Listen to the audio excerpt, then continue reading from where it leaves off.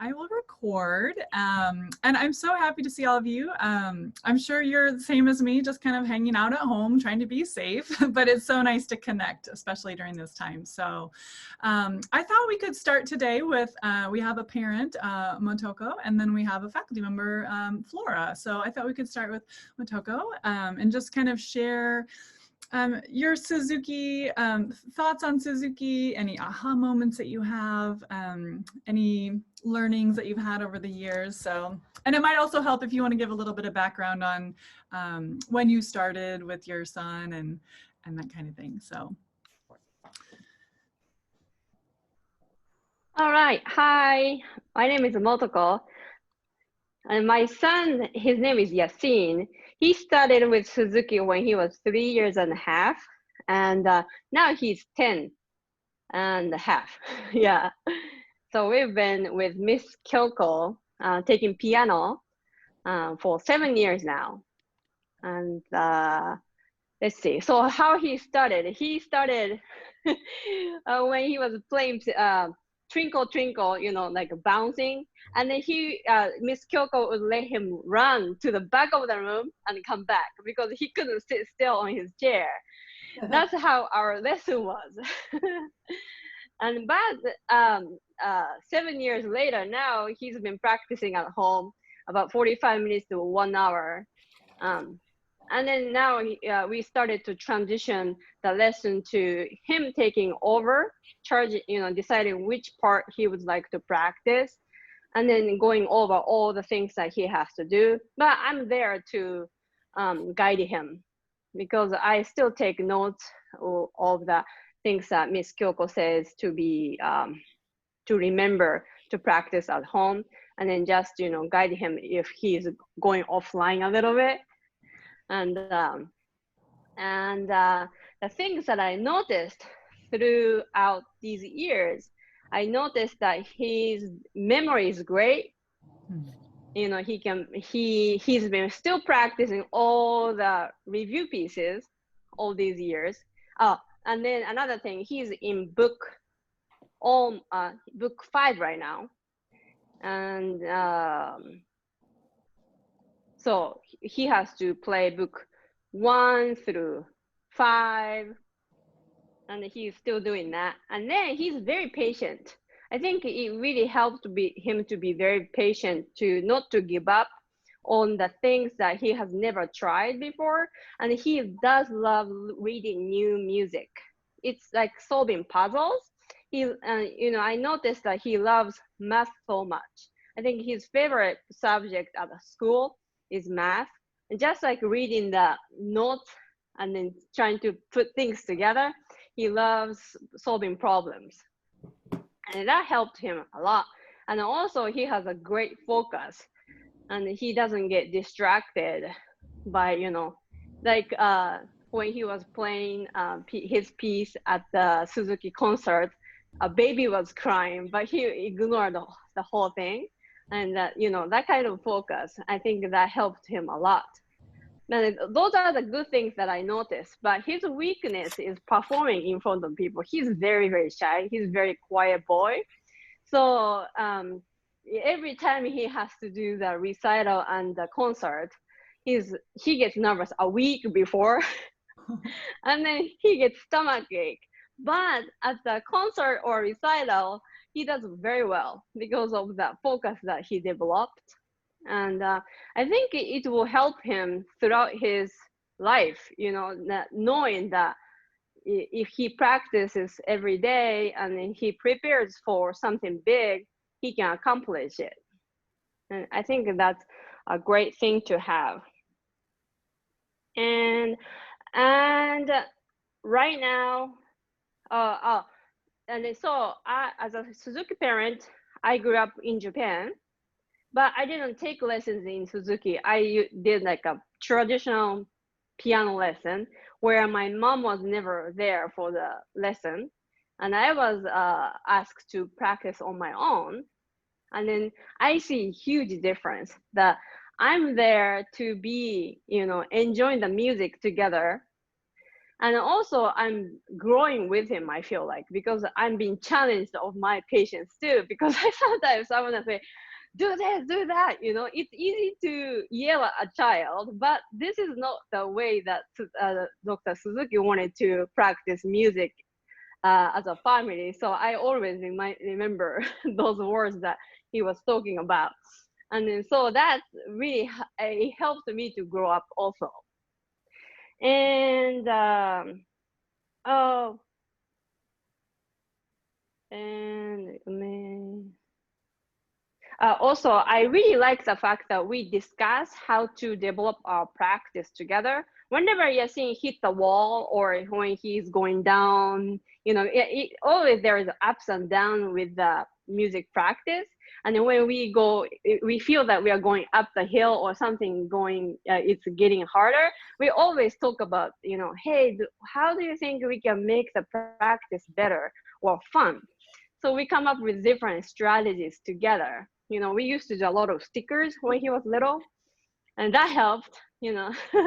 Or we did develop the roulette thing that he does with Miss Kyoko, that he get to click the iPhone and see which song that he has to play. That one helped a lot. And so, you know, we switch things around every once in a while to make things fresh. And I really like the fact that we can do that together as a team. And now we listen to music together. His favorite music still is classical music. He goes, you know, branch out sometimes, and then he knows some popular music from school. But then he always comes back to classical music. And then and sometimes I wonder if he really likes piano, because he's always complaining about, you know, why do I have to do piano? I don't want to do piano. But one day I went to his room and I noticed that he was listening to Revolution by Chopin again and again and again as he was like working on something. And so he said that was his favorite piece that he would like to play someday. And that's so cool to see that he has a goal, you know, where he wants to get someday. And then that was the moment that I was like, wow, that is so cool that he's developing the like love for music. And yeah, I think those are the things that I've noticed throughout these 7 years that he's been growing with Suzuki. And I'm so glad that we've been staying with Suzuki for this long. Thank you so much. So wonderful. Thank you so much for sharing. It's so neat to think back. I remember Yasin when he was just a beginner, and now they're all growing up so much. It's so wonderful. Yes. Wonderful. Thank you so much. All right, Flora. Hi, everybody. So I'm Flora Navarez. I think I know everybody except for maybe Hillary and Motoko. So I, when I was growing up in Seattle, Washington area, I started my violin studies in the public schools. And I didn't start violin lessons until I was in the 8th grade, but I learned from a traditional teacher. So I always felt throughout my development and through all of my training and performance all the way through college that I had this big gap in understanding my instrument, and also some of these questions of why am I playing this instrument? What is the point of studying music or the violin? And I just thought, you know, there's definitely something that's been missing in my experiences and my education. And when I finally got out into the real world and started teaching, and I realized, okay, like there's a lot that I don't know, I decided to sign up for my first teacher trainings with Suzuki instructor, Mary Kay Neal, and she's at the Buffalo Suzuki Strings, that's in New York. And that is when kind of the light bulb turned on for me. I thought, this is what I want to follow. There's something really cool about the Suzuki philosophy, believing, first of all, that every child, any child, can develop their own talent, and also become a better person through developing a musical ability and talent. I just thought that is really something I've never been exposed to or heard before in all of my education. None of my traditional teachers ever said anything like that to me. The messages I was hearing from them were like, oh, you have gaps in your training. You have gaps in your knowledge. Your foundation and training wasn't secure. So this was a totally different message. And not only that, but then I saw through the course of this first training, so I studied Every Child Can and book 1 and 2 with Miss Neal. I saw that there was this philosophical basis of understanding, but then also this very systematic approach through the violin repertoire that Suzuki devised. And it was really helping the child to master skills in a sequential way, so that they could build on each success and move forward in their understanding. And so that kind of set me off on a new path in my life. I was, up until that point, I was really interested in just living my dream as playing in an orchestra as an orchestral violinist. I thought that was my dream. And when I attained that and I wasn't happy, I thought, like, there's something wrong here. I can't put my finger on it. And then once I did this training, I thought, oh, actually, this is really exciting. And, this makes me feel good to be able to understand these basics of violin, and then how to actually teach this to children.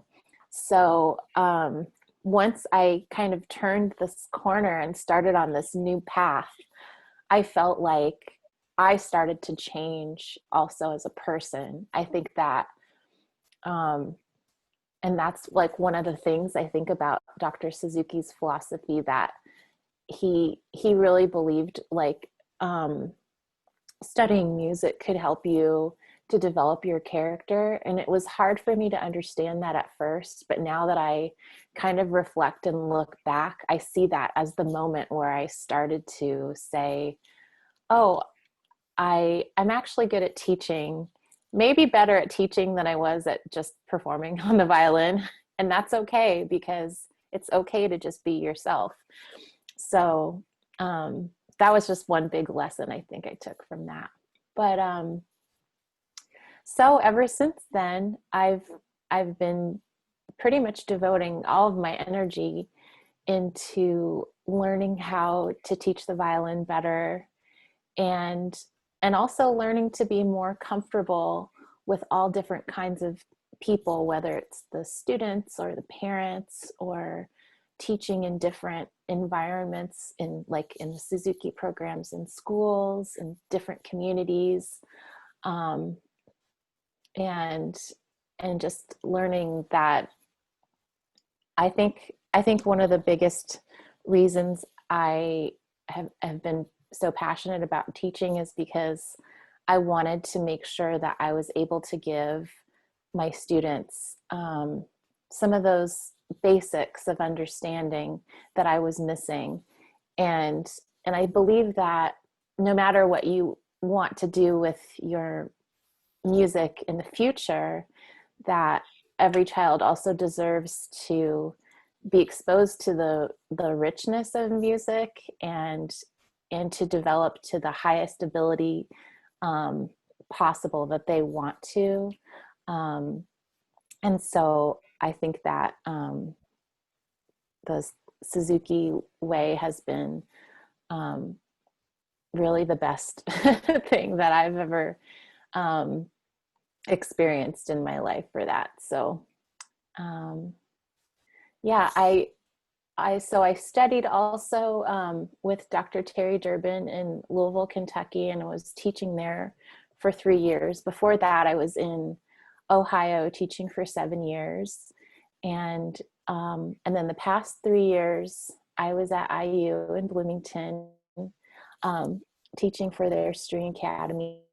So I'm so happy now to be here. I've been living in Indianapolis for 2 years, but just starting now with the academy over this summer, and becoming part of the community. I've felt like very welcomed into our community, and yeah, I'm just really excited to meet you all today. I didn't have anything else really prepared. Hey, Flora, how has it been adjusting to the covirus,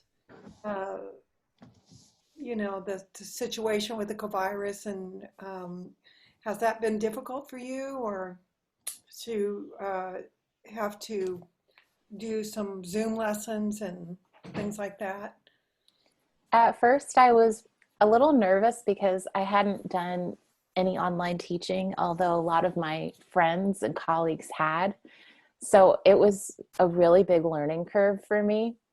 And I figured out very quickly that I had to be really organized, not only with my own like teaching notes, but also with understanding my repertoire sequence, as well as kind of really having a holistic understanding of where each child is at and what are each student's set of needs, and making plans of actions to address those. Because I think in-person lessons, you kind of can, you can read the room, you can get a sense of the things that the child is experiencing in the moment, and it's like a feeling or little visual cues.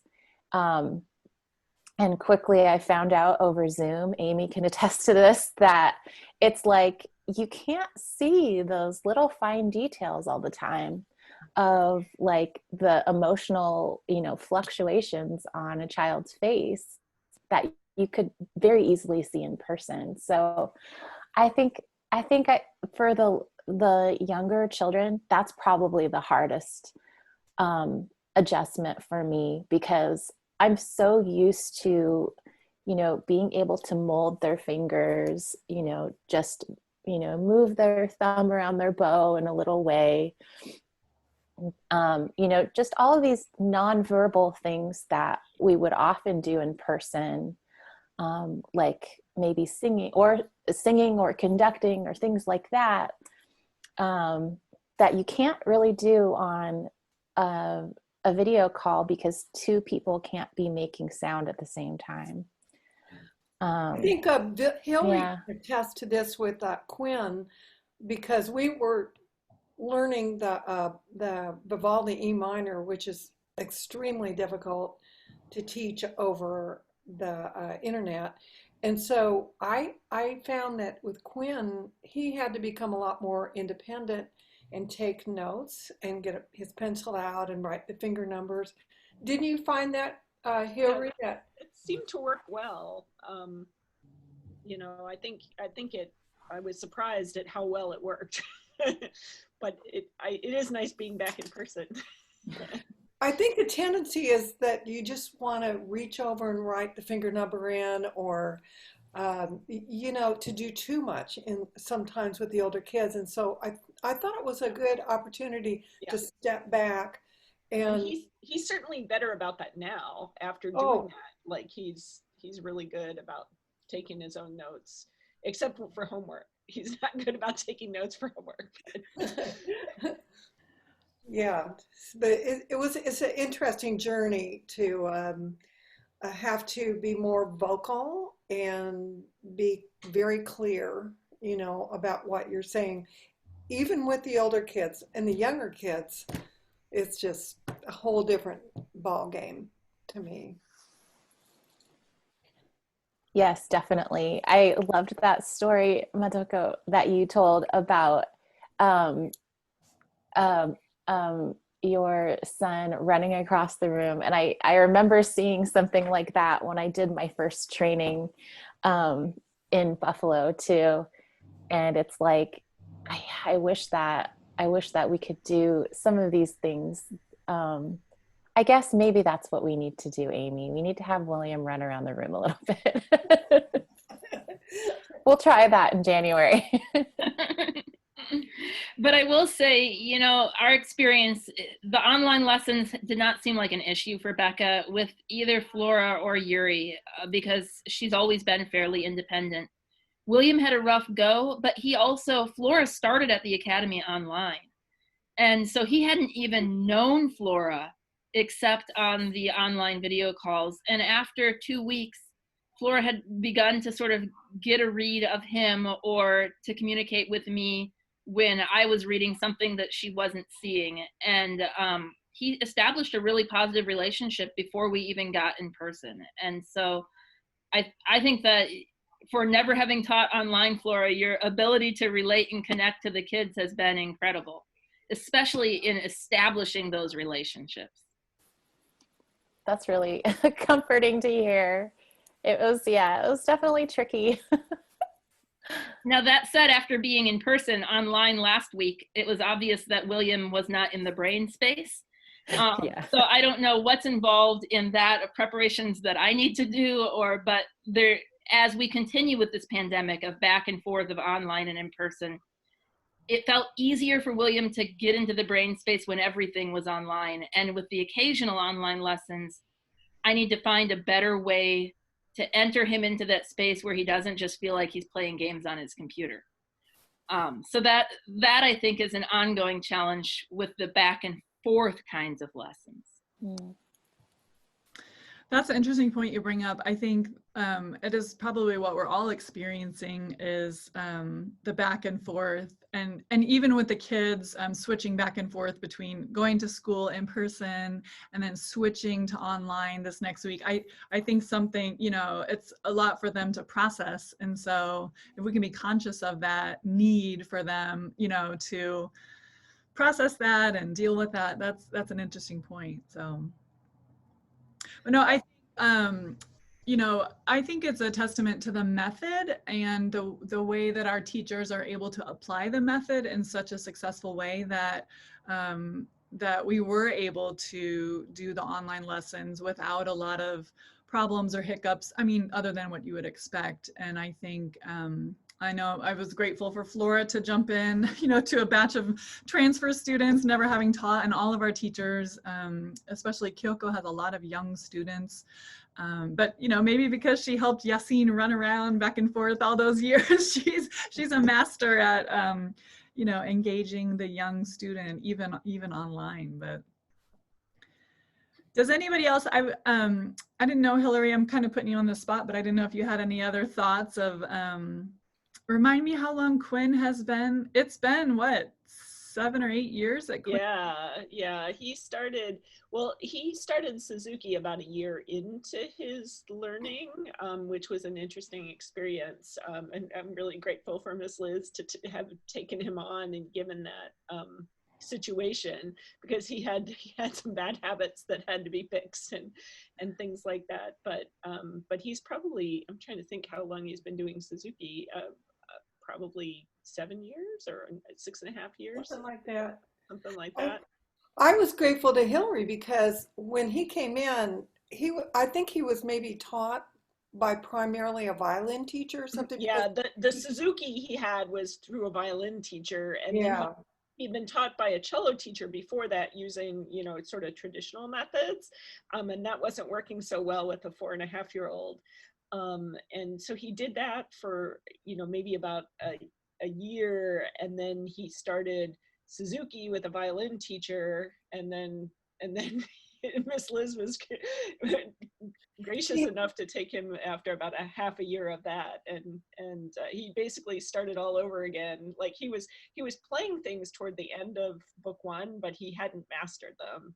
And he made you know, it took a while to go back and sort of make up for his deficits, but it's been interesting. I have to admit that I have been a much more hands-off lately, and maybe I shouldn't be quite so hands-off, but I feel like you know, he's 12 now, and I feel like, you know, he's old enough to take responsibility for his own things, but I feel like we're not quite there yet, but at lessons he's good. It's just like in terms of practicing and things like that, it's not always, he has to be reminded, and sometimes I have to remind him, oh, did you practice that thing that Miss Liz told you to practice? And we're getting there.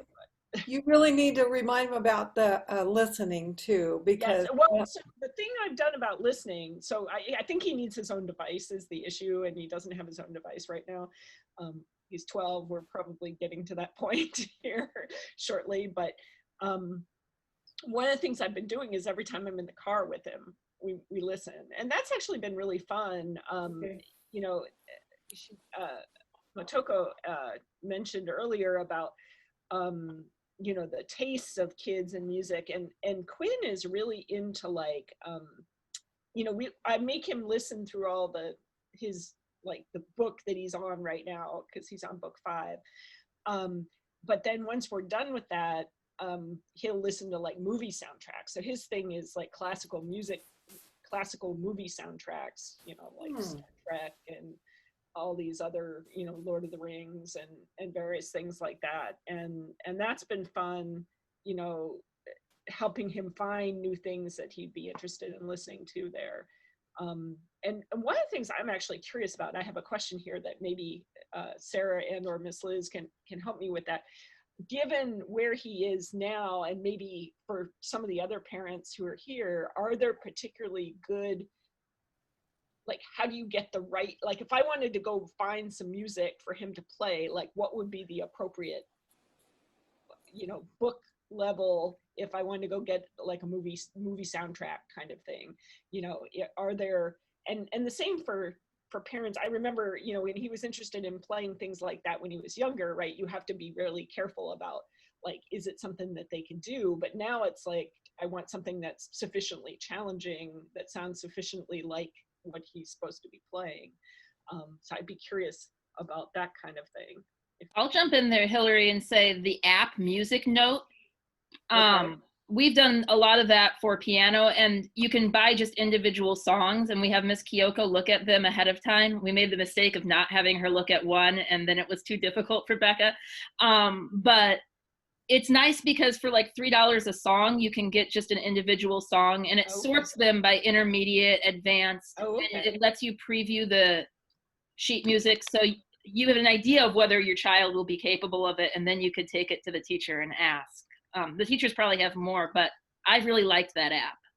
Okay. I have to say, I like Music Notes too. And in terms of cello solos for The Hobbit, and what was the other thing you said? The Hobbit, was it?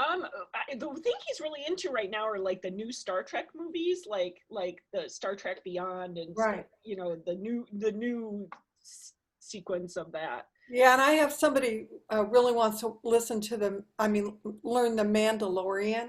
Oh, okay. That's another big one. Yeah, and then the other thing is like some of the two cellos things. Like, are there dumbed down versions of some of the two cellos things that would be playable for somebody at his level? You know, that some of those kinds of things are things. Well, the Hobbit arrangements are really manageable, definitely, because I play them for church a lot. And so, well, you know, the theme will be something like the Journey. So I'll just type in the Journey. Oh, the Journey from the Hobbit. And I can usually sight read those pretty much. So one thing that Sarah, maybe you can say if this is true or not, and you too, Flora, but I look at what key they're in.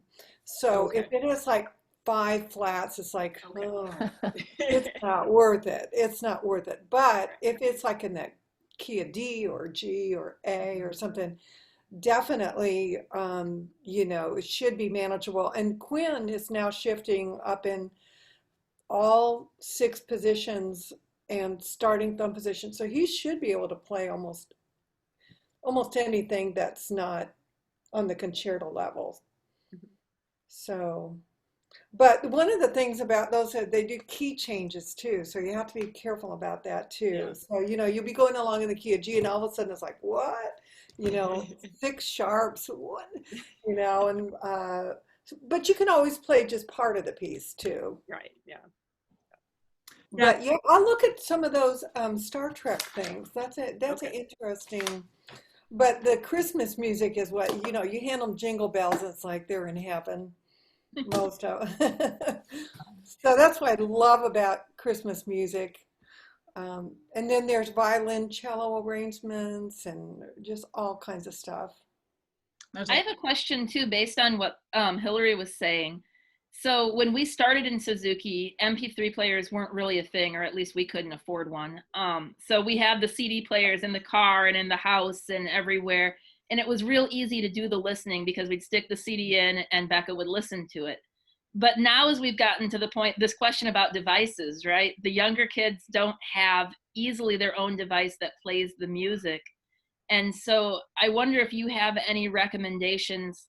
I mean, like we have Amazon Music and we own it on Amazon Music, but Amazon Music doesn't sort in a way that makes it very easy for the kids to call it up on their Alexa. So our hack has been, I've made playlists and they can ask it to play like crazy easy names. Alexa can't hear Suzuki, so we name the playlist like cat or dog. And then they can say, Alexa, play the playlist dog, and they listen to it. But that's for listening to the whole CD.